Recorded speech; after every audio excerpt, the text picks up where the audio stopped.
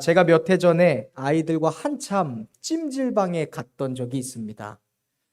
제가 돈이 많아서 간 건 아니고요. 우리 동네에 아는 집사님 한 분이 찜질방 티켓을 줘서 몇 번 갔던 적이 있습니다.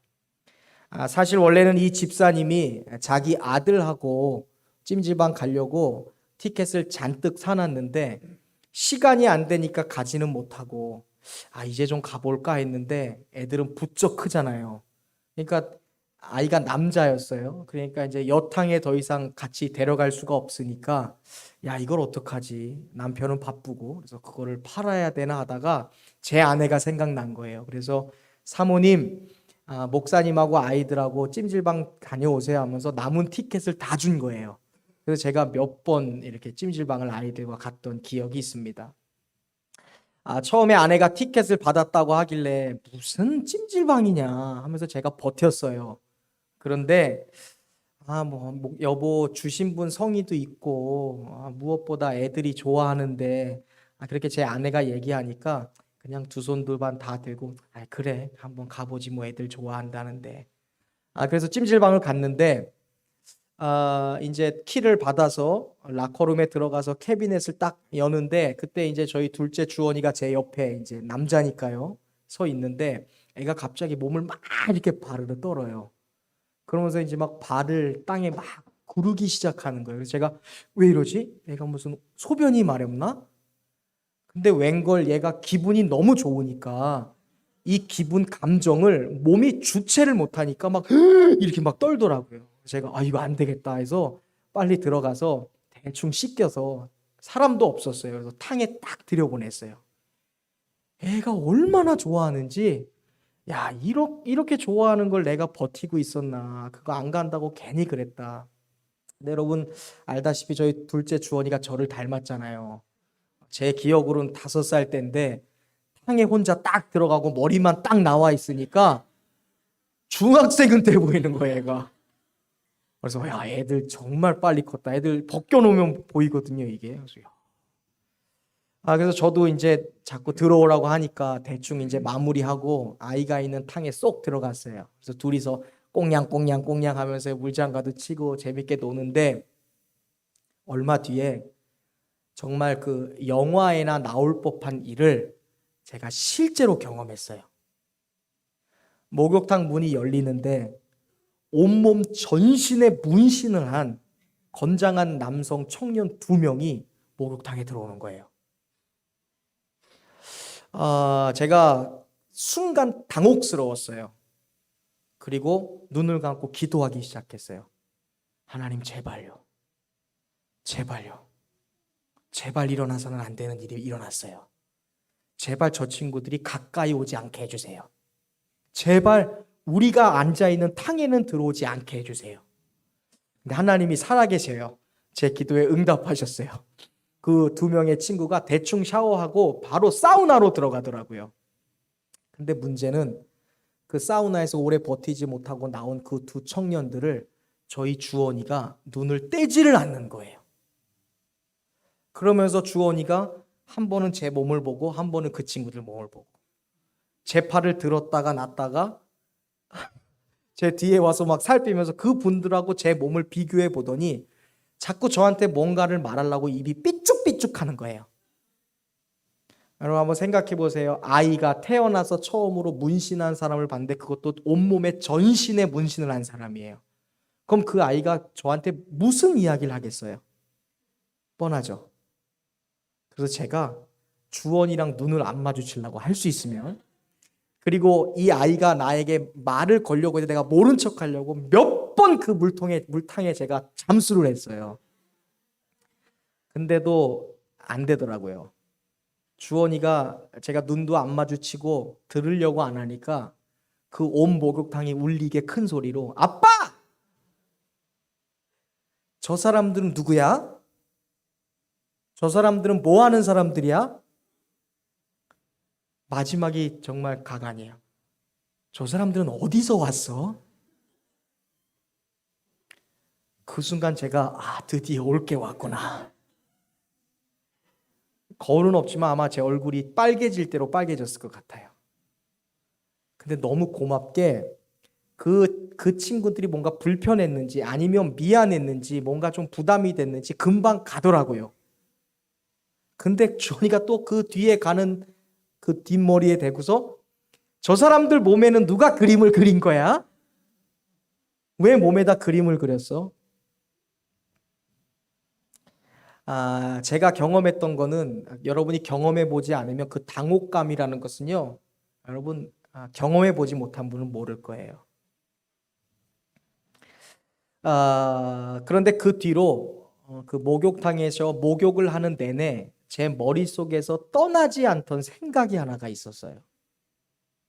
그것은 그래, 세상에는 비밀이라는 것이 없지. 홀딱 벗고 있으면, 그리고 가릴 것이 없어지면 누구나 내가 누군지가 드러나게 되는 거지라는 생각이 그 목욕하는 내내 제 머리에 떠나지 않더라고요.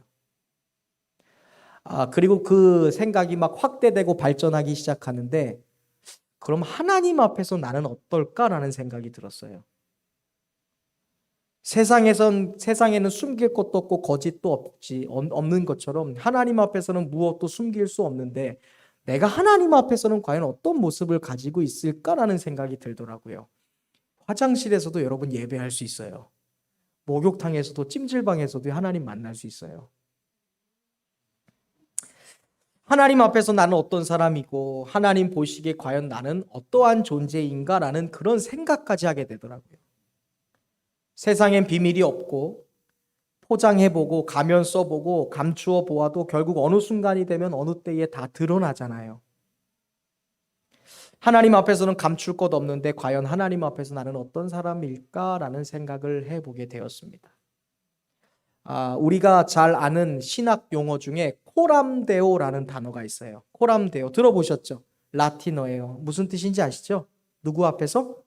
하나님 앞에서라는 단어예요.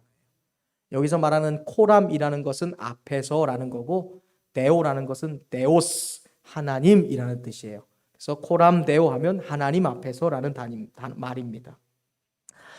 이 코람데오라는 말은요, 기독교 신학 용어 중에 굉장히 중요한, 정말 한 5가지, 세 손가락 안에 꼽을 수 있는 중요한 신학적 용어예요. 사도 바울을 포함한 성경의 모든 위대한 인물들이 이 코람데오 정신을 자기 인생의 좌우명으로 삼았습니다. 하나님 앞에서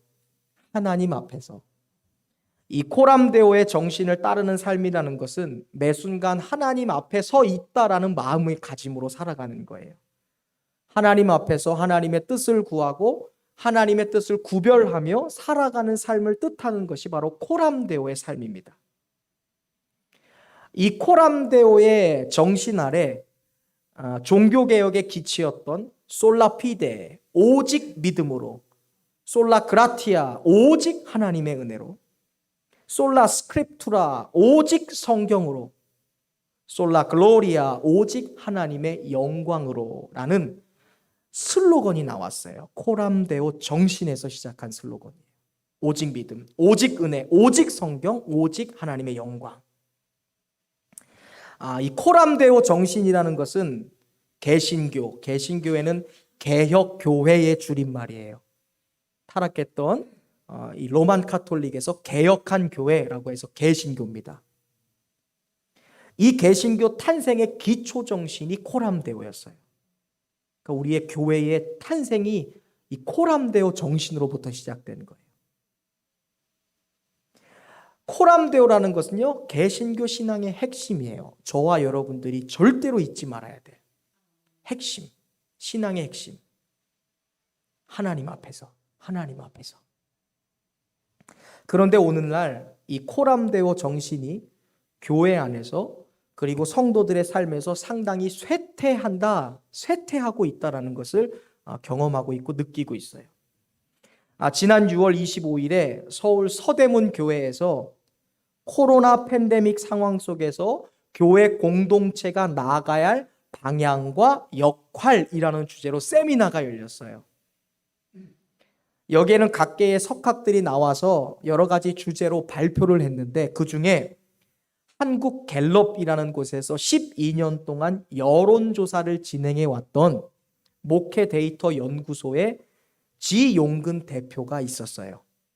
이 지용근 대표는 금년 4월부터 6월까지 코로나 팬데믹이 창궐하던 시간에 전국 개신교인 1000명을 상대로 여론조사를 했습니다. 설문조사를 온라인으로. 그 온라인을 데이터 분석한 것을 가지고 주제 강연을 하셨어요. 크게 5가지의 주제가 있었는데 그 중에서 굉장히 한국 교회와 사회, 성도들에게 충격을 주었던 주제가 있는데 코로나19의 한국교회 영향도라는 주제에 대한 발제였습니다.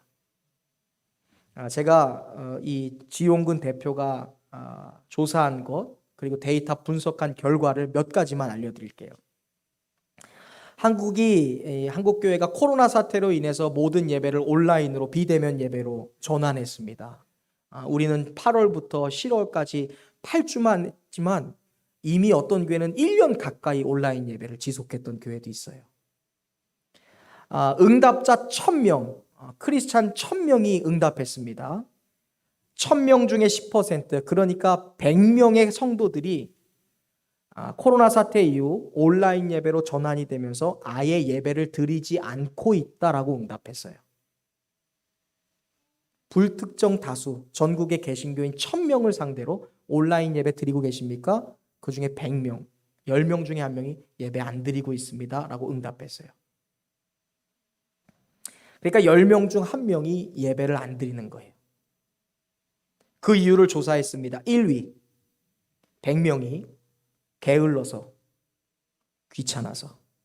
2위, 교회에 가지 않으니까 예배 드릴 마음이 안 생겨서.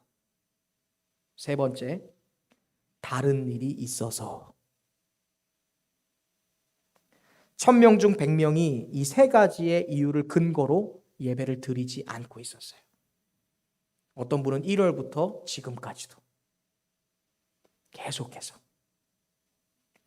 나머지 예배를 드린 900명을 대상으로 또 설문조사를 했습니다. 온라인이니까요. 여러분이 온라인 예배를 드린다면 그 예배를 드리는 시간은 얼마나 됩니까? 라는 질문이었습니다. 처음부터 끝까지, 그러니까 앞에 찬양 시작해서 축도 마칠 때까지 온전히 교회랑 똑같이 예배를 드린다고 답변한 사람들이 87%. 일부만 시청하고 끕니다. 그러니까 설교만 듣든지 설교도 중간에 그냥 나가든지 13%. 100명이 넘는 분들이 온라인으로 예배를 드리는 것도 온전히 다 드리지 못하고 중간에 그냥 나가버리고 종료한 거예요. 예배 태도도 조사했습니다. 현장에서 예배를 드리듯 옷도 자세도 정신도 제대로 하고 찬양도 똑같이 부르고 기도도 하면서 예배를 드렸다라고 답변한 사람들은 63%. 그리고 그냥 앉아서 라디오 듣듯 TV 보듯 그냥 예배를 시청만 했다라고 대답한 분들이 32%였어요. 900명 중에 32%예요. 마지막으로 주일 성수의 인식의 변화에 대하여 조사했습니다.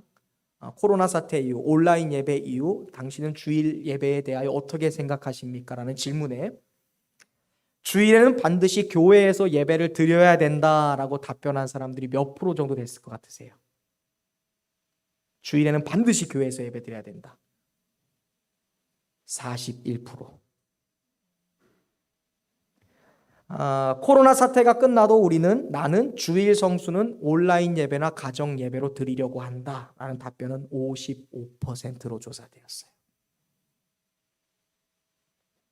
900명 중에 55%에 해당하는 500명 이상이 코로나가 끝나도 나는 교회 가지 않고 온라인 예배를 드리겠다라고 답변한 거예요. 그 이유를 묻는 질문이 그에 대한 응답이 이렇습니다. 왜? 가족과 보내는 시간이 많아져서.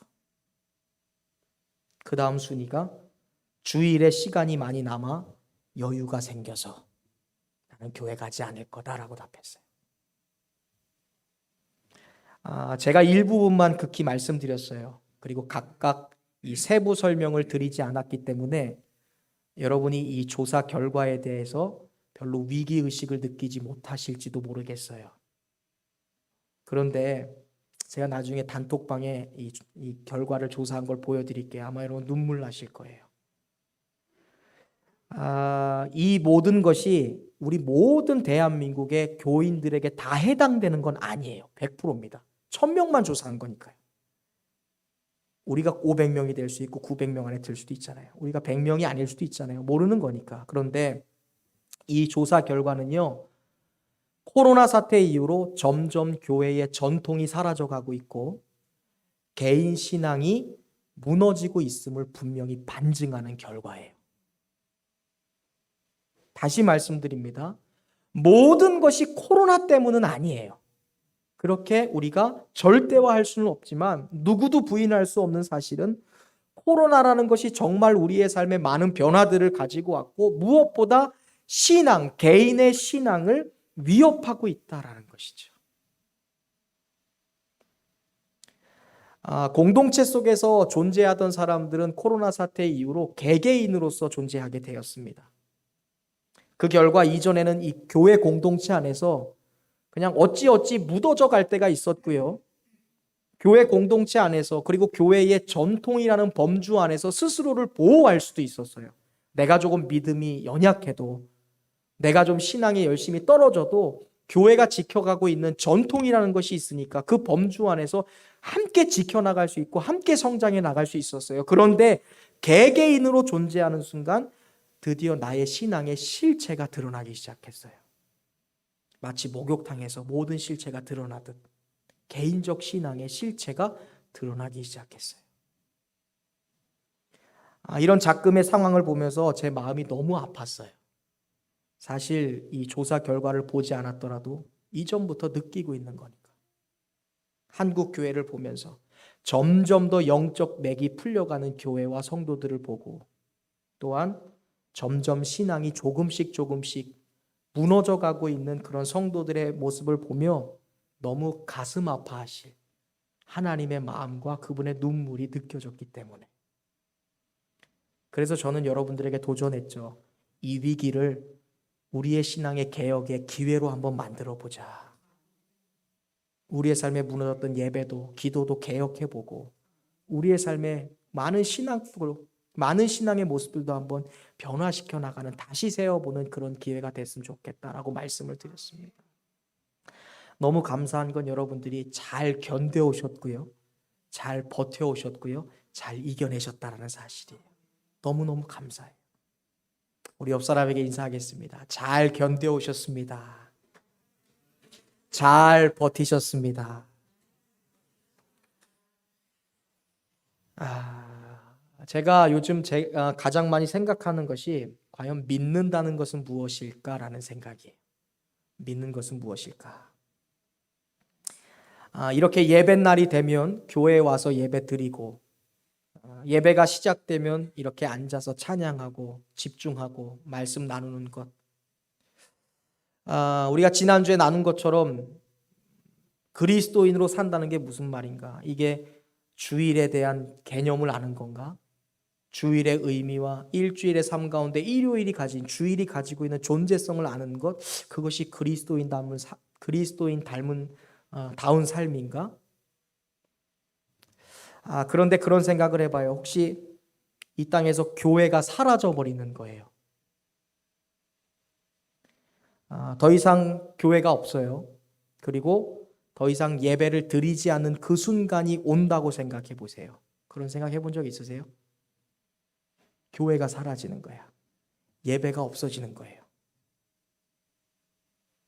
주일에 교회를 못 오게 하는 거예요. 예배를 드리지 못하게 하는 거예요. 그 순간에도 내가 여전히 그리스도인일까라는 생각을 해봐요.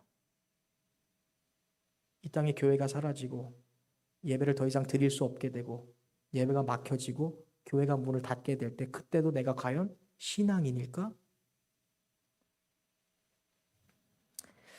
주일에 교회에 오지 않아도 된다면, 그리고 예배 드리지 않아도 된다면, 교회 공동체의 일원으로 어떠한 책임과 어떠한 의무에서도 내가 해방된다면, 그러니까 일요일 날 여러분들이 마음대로 할 수 있는 완전한 자유를 얻게 된다면 여러분 어떠실 것 같으세요? 의무도 없어요. 책임도 없어요. 더 이상 어떤 교회 공동체나 그런 거에 매이지 않아도 돼요. 신앙 없이 사는 삶을 한번 생각해 봤어요. 목사가 그런 생각하는 거 참 웃기잖아요. 목사가 무슨 신앙 없는 삶을 생각해 보나. 근데 우리가 살아가고 있는 작금의 상황이 그래요. 신앙 없이 사는 삶, 어떤 삶일까? 주일에 교회를 가지 않아요. 예배도 드리지 않아요. 마음껏 늦게 일어나도 보는 거예요. 그때도 나는 하나님 아니면 살 수 없어요 라고 고백하는 신앙인일까라는 한번 생각을 해봐요. 10시, 그리고 지금 11시, 수요일 7시, 금요일 9시, 새벽 5시, 5시 반, 늘 내가 와 있는 이 자리가 아니라 내가 다른 장소에 가게 될 때, 그곳에서도 그 순간 나는 여전히 신앙인일까? 그때도 나는 하나님 없어도 돼요. 아니, 하나님 없으면 살 수 없어요. 하나님이 계셔야죠. 라고 고백할 수 있을까? 오늘 본문에 보면요. 예수님 앞에 아주 감출 것 없이 삶의 모든 것이 드러났던 두 부류의 사람이 나와요. 주님 앞에선 감출 것이 없어요. 감출 수가 없어요. 모든 것이 드러난, 훤히 벌거벗겨진 사람들이 나옵니다. 첫 번째, 겉과 속이 달랐던 사람들. 두 번째, 예수님의 이름으로 많은 권능들을 행했던 사람들입니다. 예수님은 15절부터 20절에 보면 겉으로는 양의 옷을 입었지만 그 속을 들여다보니까 노략질하는 마음으로 가득한 사람들에 대하여 언급하세요. 겉과 속이 다른 사람들. 우리는 이런 사람들을 어떻다 그러죠? 위선자라고 얘기하잖아요. 가면 쓰고 살아가는 사람들. 앞과 뒤가 다르고 들어갈 때 나올 때 다른 사람들. 보이는 부분과 보이지 않는 부분이 다른 사람들. 연극이 끝나고 나면 다른 모습으로 돌아가는 사람들. 예수님은 이 사람들에게 말씀하고 계세요. 경고하십니다. 이런 말씀이에요. 좋은 나무가 나쁜 열매를 맺을 수 없고 못된 나무가 아름다운 열매를 맺을 수 없다 말씀하시면서 그런 자들이 돌이키지 아니하면 아름다운 열매를 맺을 수 없으니 결국 찍혀서 불에 던져지게 될 것이다 라고 말씀하세요. 이어서 22절부터는 주님의 이름으로 놀라운 일을 행한 사람들에 대하여 언급하고 계세요. 언뜻 들어보면 주님의 이름으로 많은 일들을 행했으니까 굉장히 멋있어 보여요. 그들은 주의 이름으로 선지자 노릇을 했대요. 하나님의 뜻이 이겁니다. 이렇게 살아야 합니다. 이렇게 얘기한 사람들이에요. 예수님의 이름으로. 그리고 주의 이름으로 귀신도 내쫓았고요. 주의 이름으로 많은 권능을 행한 거예요. 누가 봐도 야, 저 사람 대단한 사람이네. 그런데 아마 그들은 마지막 때가 돼서 주님 앞에 가면 자기가 주님 앞에 서서 그동안 내가 당신의 이름으로 선지자 노릇도 했고 귀신도 내어 쫓았고 수많은 권능도 행했지 않습니까? 하면서 그 모든 것들을 자랑하면서 당연히 하나님 나라에 들어갈 것이라고 생각했던 것 같아요. 그런데 주님의 평가는 전혀 달라요. 여러분 23절 말씀 한번 보세요. 이 사람들을 향해서 주님이 평가하시는 것은 무엇인지 한번 읽어보겠습니다. 23절 읽어보겠습니다. 시작.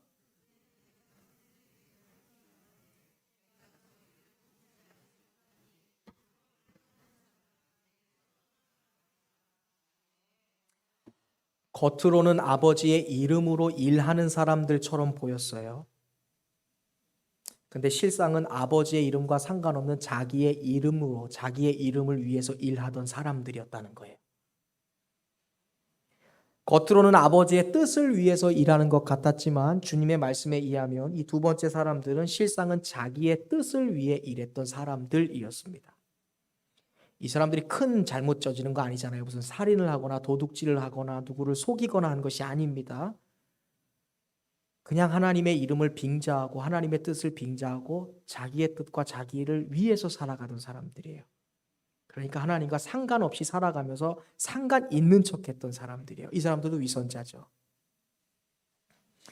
그런데 주님은 그들을 가리켜서 불법을 행하는 사람들, 즉 악인이라고 정의하세요. 악인. 누굴 때린 게 아니에요. 도둑질한 게 아니에요. 주님을 비방한 게 아니에요. 근데 주님은 이 사람들을 향해서 불법을 행한 사람들, 너네 그거 불법이야, 그거 아니거든 말씀하세요. 악인들이 그러므로 행했던 그 권능이라는 것은요, 하나님께 비롯된 것이 아니에요. 내가 하나님의 이름으로 사역을 하고 하나님의 이름으로 많은 권능을 행하고 하나님의 이름으로 많은 일들을 행했는데 주님이 그들에게 말하는 거예요. 너희 그거 불법이야. 무슨 말이야? 너희가 한 것 하나님의 역사로 한 것 아니야. 너의 이름으로 했지, 너의 뜻으로 했지. 그것은 제한된 범위 안에서 역사하는 사탄에게서 비롯된 것이다 라고 말씀하세요. 하나님이 아니면 사탄에게 속한 거거든요. 우리의 뜻과 우리의 이름이 다 그거예요. 하나님의 뜻과 상관없는 거잖아요. 하나님은 당신의 선한 일들을 위해 절대로 악인들을 사용하지 않으세요.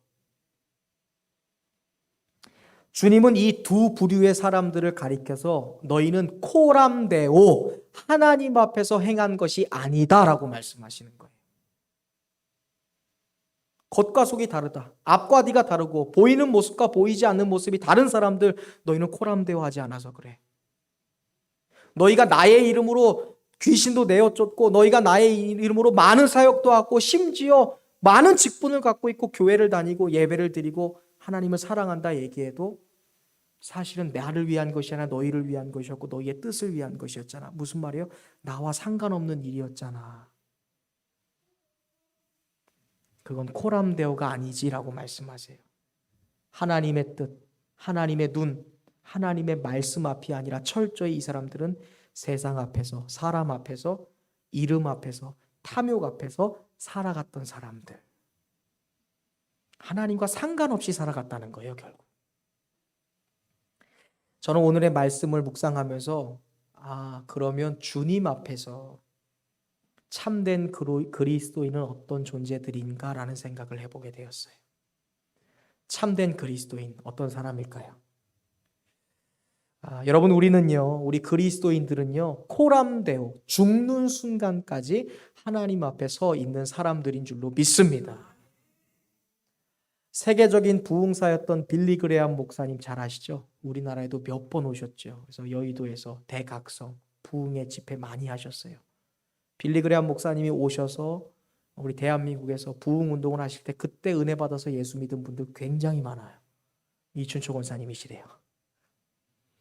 빌리 그레암 목사님이 1980년대에 영국에서 진행된 부흥회를 참석하신 적이 있어요. 그때 부흥 강사가 되셔서 영국 사회와 교회와 성도들에게 던지셨던 메시지가 굉장히 충격적인 메시지였습니다. 그 중에 빌리 그레암 목사님이 영국 사회와 교회와 성도에게 질문했던 내용이 있어요. 그게 이것입니다.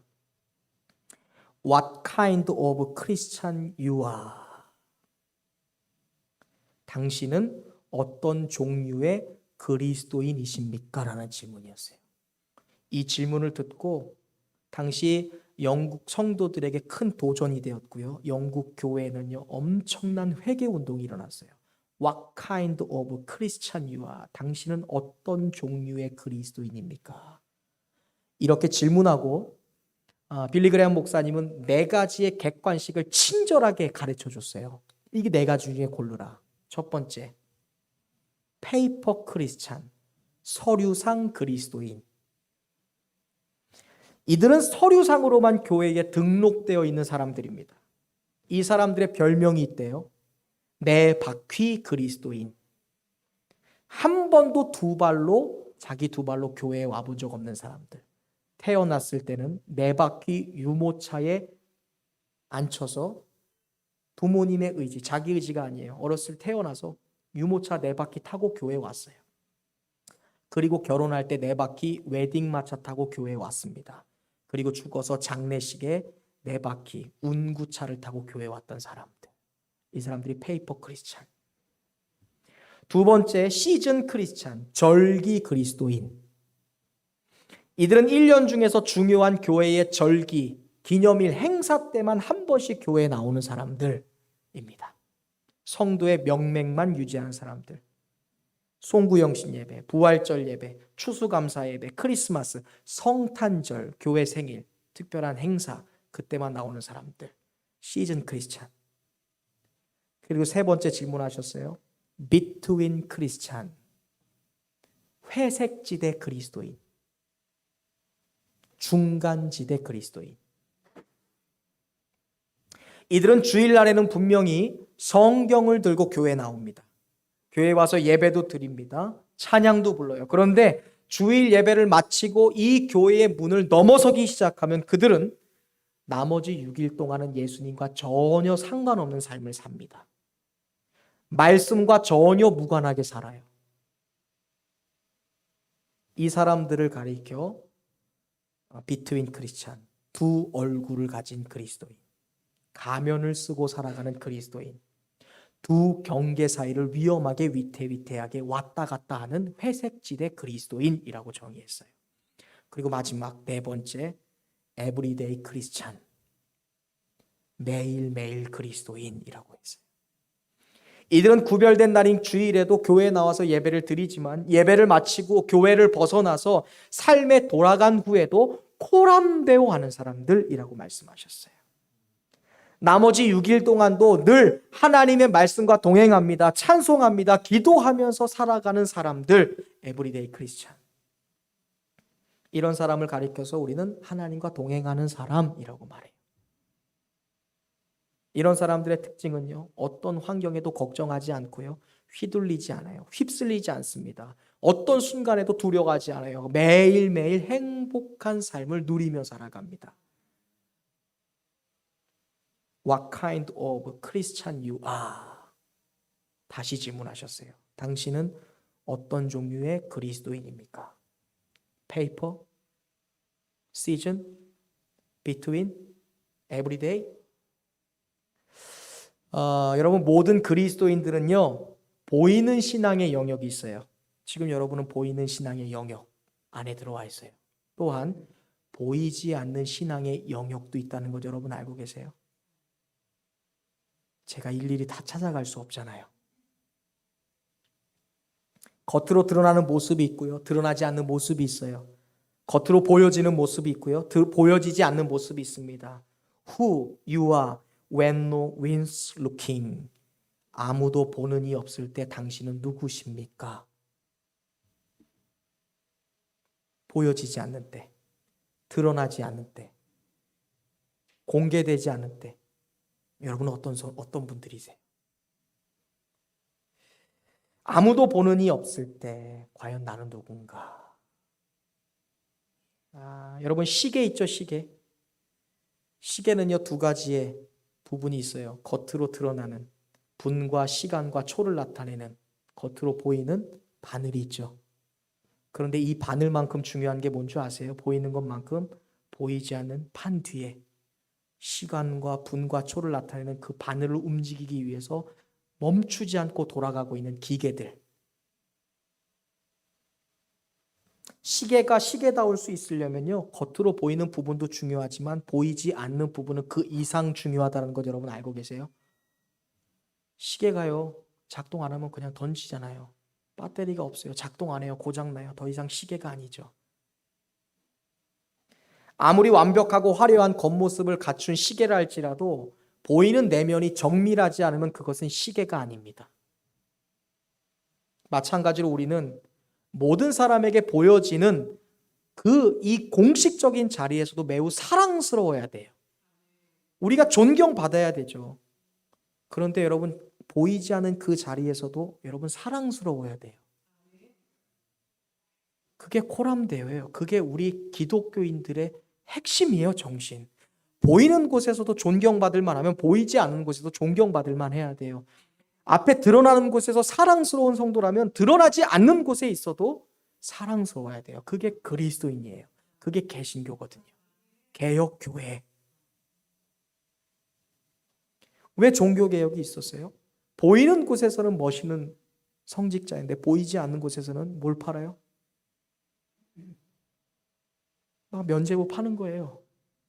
그걸 개혁한 거예요. 위선 없애자. 보이는 곳에서도 사랑스러웠다면 보이지 않는 곳에서도 사랑스러워야지. 드러나는 곳에서 존경받고 드러나는 곳에서 인정받았던 사람이면 드러나지 않는 곳에서도 인정받고 정밀해야지. 그래야 시계가 시계다울 수 있거든요. 대면 예배와 현장 예배, 바른 자세를 갖는 것 중요해요, 여러분. 그런데요, 비대면 예배와 온라인 예배도 똑같이 흐트러지지 않는 모습을 가져야 돼요. 그게 우리의 정신이에요. 우리의 모습이에요. 그 모습을 가지지 않았던 거예요, 오늘 마태복음 7장에 있는 사람들. 예수님의 이름으로 하는 것 같았고 예수님의 이름으로 뭔가를 하는 것 같았어요. 겉으로는 좋았는데 그 속에는 부정부패, 겉과 속이 다른 위선. 예수님 말씀하셨어요. 열매 맺지 않은 나무. 겉으로는 좋은 나무인데 결국 그 안을 들여보니까 열매 맺지 못하는 못된 나무, 좋은 열매를 맺지 않은 나무는 다 버려질 것이다. 불법을 행하는 자들아 내게서 떠나가라. 악하다는 것이죠. 코람데오 아니라는 거예요. 우리는 보여지는 영역과 보여지지 않는 신앙의 영역에서 똑같이 하나님 앞에 서 있어야 돼요. 오늘 본문의 말씀을 통해 주님은 과연 우리의 삶에서 가장 중요한 것이 무엇인지를 말씀하세요. 참된 그리스도인은 예배 가운데도 있지만 예배를 드리고 교회를 나서면서부터 다음 예배로 다시 모실 때까지, 그 순간까지, 그 순간 다시 모이는 순간까지, 그것이 그리스도인의 삶이다. 참된 그리스도인은 교회 생활 안에만 있는 것이 아니라 교회 생활을 벗어나서 일상의 삶, 평일의 삶에 들어간 그곳에서도 그리스도인의 모습이 있어야 된다. 이것이 바로 오늘 주님 앞에 나온 저와 여러분을 향한 주님의 말씀이세요. 마음이에요. 오늘날 신앙이 무너져가고 있고 교회의 아름다운 전통과 신앙인들의 전통이 다 무너져가고 있는, 겉과 속이 다른, 주일과 평일이 다른, 교회 안에서와 교회 밖에서의 삶이 다른 우리를 향해 주시는 예수님의 말씀이세요. 불법을 행하는 자들아 내게서 떠나라. 내가 원하지 않아. 내 마음이 너무 아파.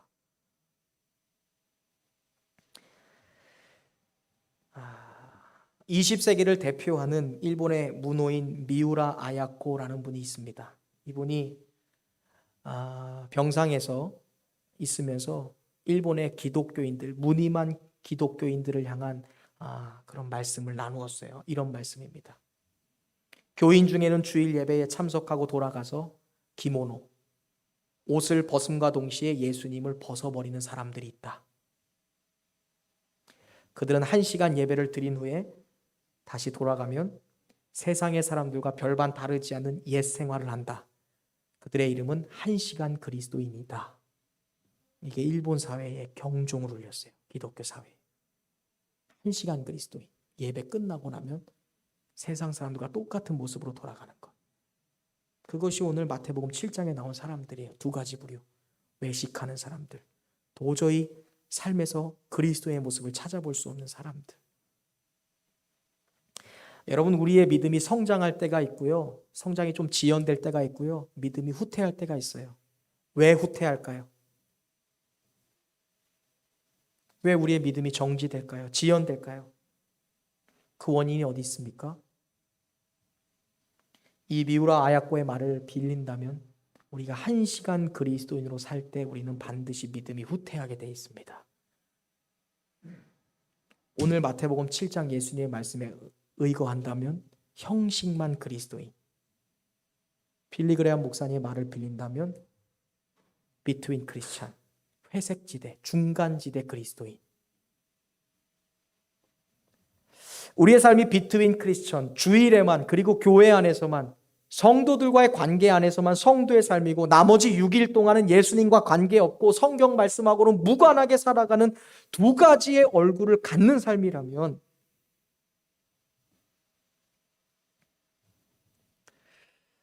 로마는 하루아침에 일어나지 않았다라는 말 잘 아시죠? 생겨나지 않았다. 그것보다 더 중요한 말이 뭔지 아세요? 로마는 하루아침에 무너지지 않았다라는 말이에요. 그 어마어마한 권력과 온 세계를 장악하고 모든 것을 다 누렸던 로마가 어떻게 무너졌는 줄 아세요, 여러분? 한 번에 무너진 게 아니에요. 수많은 개월 동안, 수많은 시간 동안, 수많은 사건을 통해서 징조가 있었어요. 그런데 그것을 그냥 모른 척했어요. 결국 그 무너지는 것을 막지 못하고 로마는 철저하게 역사 가운데서 사라져 버렸어요. 배가 항로를 왜 벗어날까요? 많은 경우에는요, 조그만 파도, 조그만 물결, 조그만 바람 때문에 서서히 경로가 틀어지는 거예요. 항로를 운영하고 있는 선장, 항해사가 이것을 눈치채지 못하면요, 결국 배는요, 처음은 이만큼이었지만 가면 갈수록 항로에서 벗어나 위험에 빠지게 되는 거예요. 저는 저와 여러분이 다시 일어날 수 있게 되기를 주님의 이름으로 축원드립니다. 비트윈 크리스찬 혹은 시즌 크리스찬, 페이퍼 크리스찬, 1시간 그리스도인, 오늘 주님의 말씀대로 겉과 속이 다른 위선적 그리스도인, 하나님이 아닌, 코람데오가 아닌 세상 앞에서, 나의 이름 앞에서, 나의 뜻 앞에서 살아가던 그 옛 모습을 철저히 내려놓는 저와 여러분이 될 수 있었으면 좋겠습니다. 예수님은요, 새 포도주는 어디에 담으라? 새 가죽 부대에 담으라 하셨어요. 이 주님의 가르침을 깊이 깨닫는 저와 여러분 될 수 있길 바랍니다. 주님은요, 우리의 겉사람은 낡아지나 우리의 속사람은 날로 새로워지는도다. 날로 더욱 새로워지는 교회, 날로 더욱 새로워지는 성도라는 슬로건 주셨죠. 왜 주셨을까요? 여러분, 오늘 42주더라고요. 10번 예배 드리면 금년 끝납니다. 늦지 않았어요. 다시 시작해야 돼요. 다시 에브리 그리스도인으로 돌아가야 돼요. 크리스찬으로요. 코람되어 해야 돼요. 교회에서만이 아니라요. 1시간 예배 드렸다면 우리의 하루에 일주일의 삶 가운데 그 많은 시간 그리스도인으로 살아야 돼요. 이제 우리가 코람데오의 삶의 정신으로 돌아갈 수 있기를 바랍니다. 주일만이 아니라 평일에도, 교회에서만이 아니라 가정과 직장에서도 코람데오의 정신으로 살아갈 수 있길 바랍니다. 보는 곳만이 아니라 보이지 않는 곳, 드러나는 곳이 아니라 드러나지 않는 곳에서도 코람데오의 정신으로 살아갈 수 있길 바랍니다. 그럴 때 우리가 코람문도, 세상 앞에서 그리스도로 살 수 있어요. 우리가 코람데오 살아갈 때 코람 호미니부스, 사람들 앞에서도 그리스도인으로 살아갈 수 있습니다. 하나님 앞에서 오늘도 에브리데이 크리스찬, 코람데오, 하나님 앞에 살아가는 성도들 되시기를 주님의 이름으로 축원합니다. 기도하겠습니다. 하나님, 오늘날 교회를 향해 눈물 짓고 계시고 가슴 아파하고 계실 그 하나님의 마음을 느낍니다. 하나님, 오늘 우리가 주일 안에만, 교회 안에서만, 교회에서 드려지는 1시간의 예배 안에서만 성도의 삶이고, 나머지 6일 동안 가정과 직장에서, 교회 문 밖에서는 예수님과 관계없고 성경 말씀과는 무관하게 살아가는 가면 쓴 사람, 외식하는 사람, 두 가지의 얼굴을 갖는 사람, 두 경계선 사이를 왔다 갔다 하던 그런 삶이 아니었습니까? 주님, 우리를 향해 마음 아파하시고 근심하고 계시고 탄식하고 계시는 예수님의 그 신음소리를 듣게 하여 주옵소서. 이제 우리가 다시 일어나게 하여 주옵소서. 날로 더욱 새로워지는 교회, 이 표를 주신 주님의 뜻을 깨달아 이제 옛사람, 교회 안에서만 1시간만 그리스도인으로 살아가던 그런 그 신앙의 외식에서 우리가 온전한 새 사람으로, 코람되어 하나님 앞에 서 있는 사람으로 매일매일 그리스도인으로서 거듭날 수 있게 하여 주시옵소서. 그러할 때 세상 앞에서 그리고 사람 앞에서도 거룩하게 살아갈 수 있는 성도가 될 줄로 믿습니다. 오늘 잠자고 있는 우리의 신앙을 깨워주시고 말씀을 통해 거부할 수 없는 우리의 삶에 진동을 일으키시고 거부할 수 없는 깨달음과 변화들을 주시는 그 하나님 앞에 우리가 응답하게 하여 주옵소서. 예수님의 이름으로 감사드리며 간절히 기도하옵나이다. 아멘. 이 시간 우리 함께 나눈 찬송 말씀